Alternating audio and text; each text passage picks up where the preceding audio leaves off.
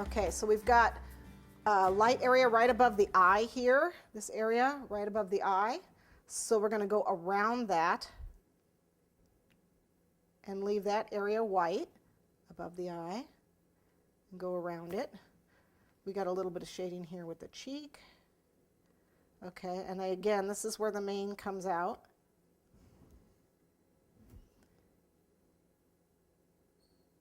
Okay, that's nice because the mane you can freehand.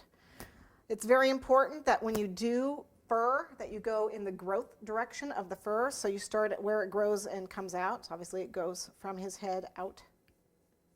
So make sure that you brush in that direction. Okay. Isn't that really completely dependent on how the lion likes to wear their hair?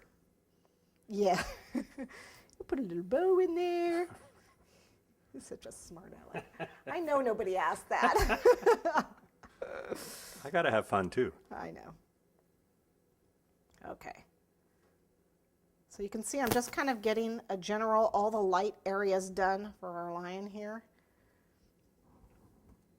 And then again, let's see, we've got a little spot around here that's white. So make sure that I leave that area white.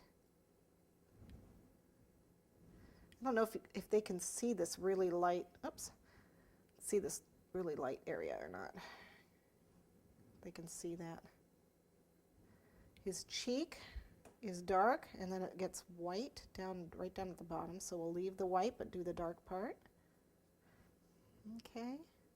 And then I did a little oopsie here. So I got a little bit of paint in an area I didn't want it. You can take a dry brush while it's wet and you can actually remove it just like that. Okay. Just keep wiping it off. Okay. After each, and as you can see, I completely removed it.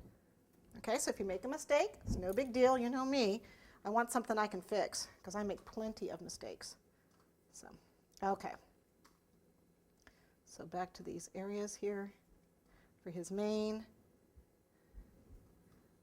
Okay, and then his ears, we can go ahead and do, he's got little white tips on the ears, but they're actually light, not white. So I'm going to go ahead and paint those.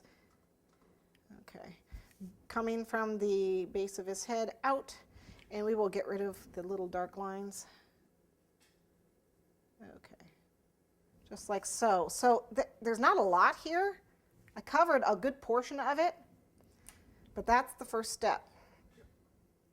Okay, and I wanted to, if you can see with the light reflecting on it where it's dry and where it isn't dry, how it's, I don't know if you can see that with the camera. There you go, right there.